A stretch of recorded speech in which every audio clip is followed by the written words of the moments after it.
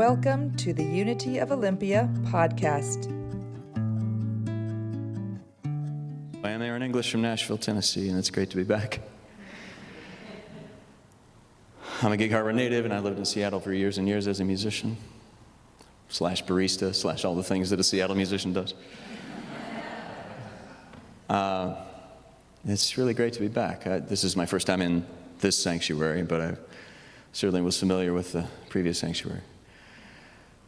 A few weeks ago, we turned 250 years old. I was in Europe on tour, so I missed all the hubbub. I remember as a kid being very excited. We'd hit the 250 and it would be an extra big fireworks show. And it's still exciting. 250 years ago, a group of very unreasonable people signed their names to an idea that they weren't sure would work, but they trusted that it might. I mentioned the word trust. We were invited to mark the anniversary of this great American experiment. I kind of got out of it because I wasn't even in the country. They were busy celebrating the World Cup instead. It's been interesting and sometimes awkward to be overseas so much over the past decade. It can feel like one decade-long stretch of awkward timing. We live in an American moment that sometimes can feel better suited to anxiety than to celebrating. And it's no exception. As I travel around the world, it's not just us that's feeling what seems to be a little more anxiety lately. Today I want to talk about trust in the possibility of a brighter future. How do we find that trust when we sometimes have trouble seeing the way ahead through the smoke from the dumpster fires that seem to be filling up the headlines every day sometimes? It can feel like another day, another reason to be anxious and uncertain. It's a time of change. Even good change is anxious. If you're getting ready for your own wedding, that's still stress. And then there's all the stress that in the face of the unknown, AI, for instance. And then specifically in America, the anxiety around so much social change. How do we celebrate an experiment? 250 years of an experiment in self-government when so many of us feel governed by this anxiety instead. How do we find trust in uncertain times when the path is unclear and the only compass we have really is our faith? So in my talk today, I want us to explore trust as a courageous act of that faith. Trust begins not with certainty, but with the courage to just show up.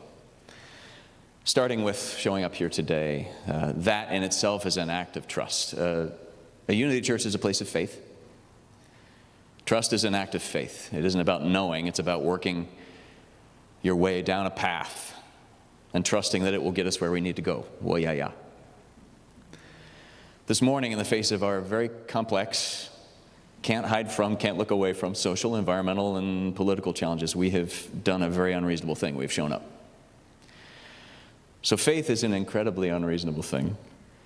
And here or wherever else we feel our trust and our faith are welcome, we can show up and say, I don't have the answers. I may be scared, worried, discouraged, but I am here with my questions, my curiosity, and my willingness to explore the path in front of us, wherever it leads. So another word for trust then, or faith, might be courage. And the courage to keep working toward the answers and solutions that our country and our world need, each of us in our own small way.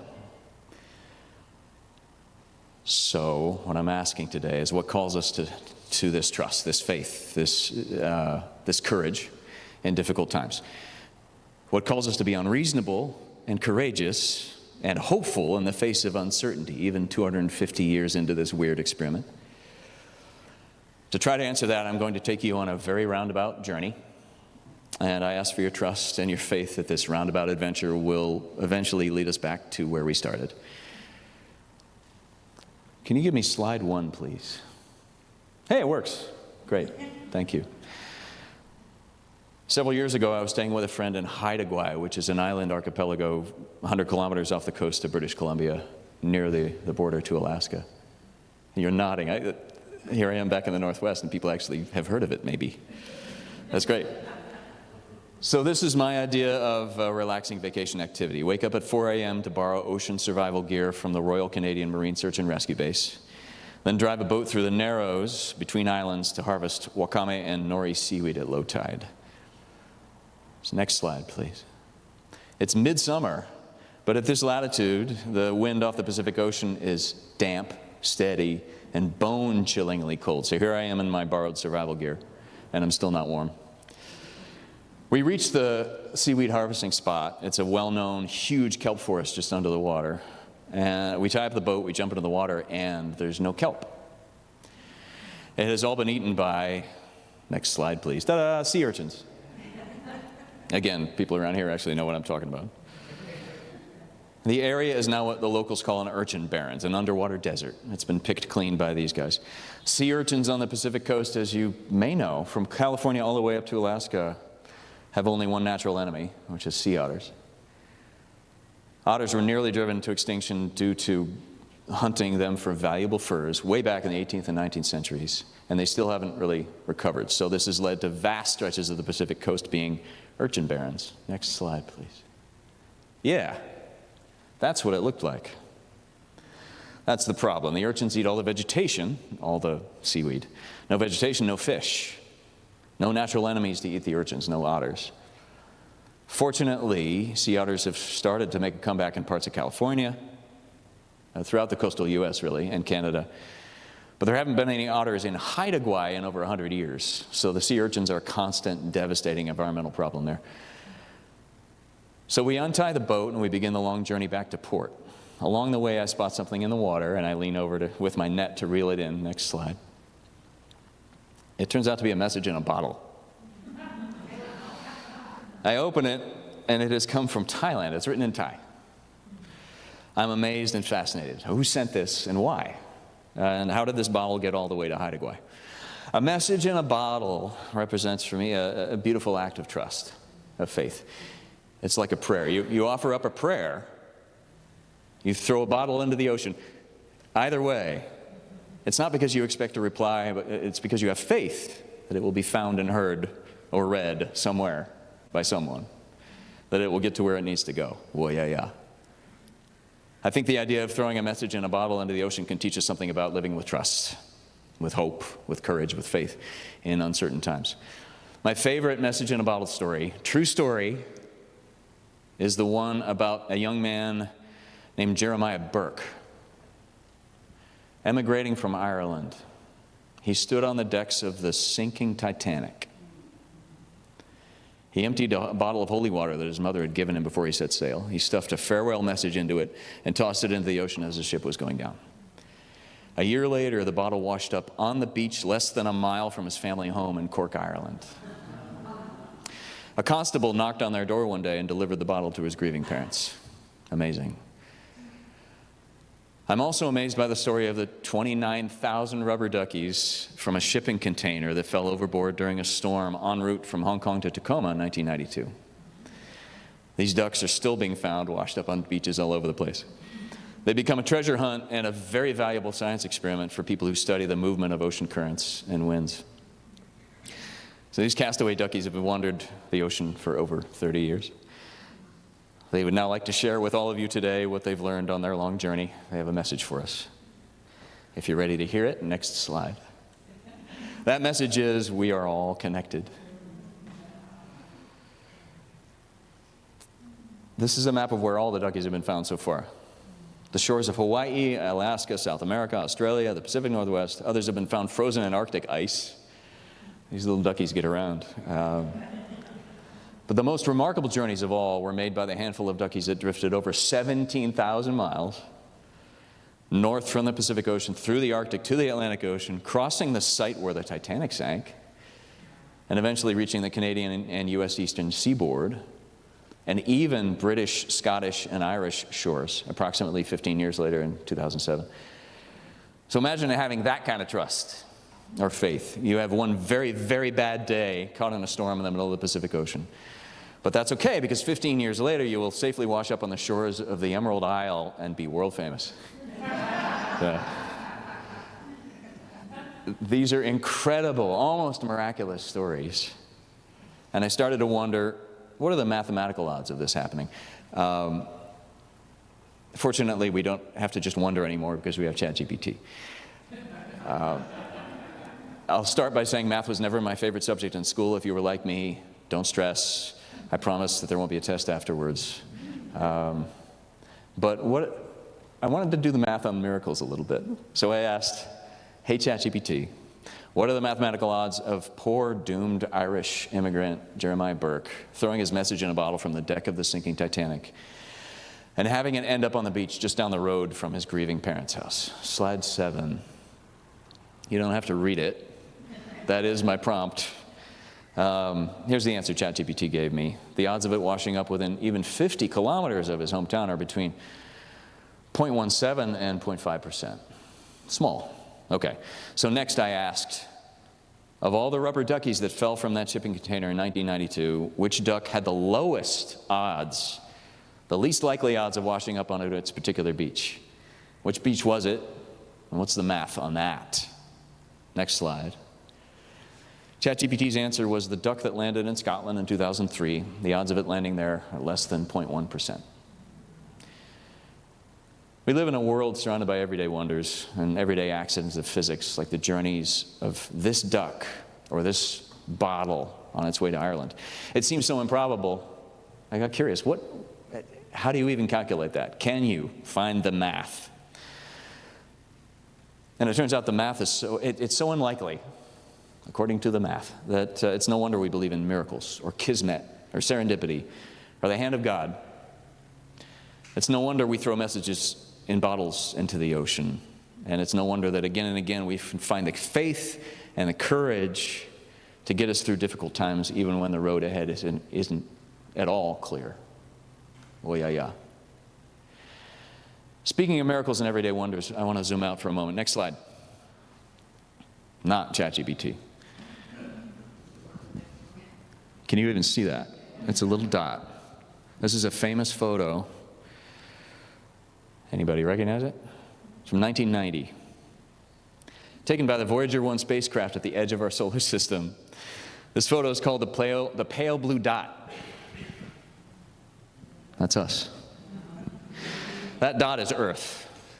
Everyone and everything you know, do not know, will ever know are in this photo, on this tiny dot. This is all we have.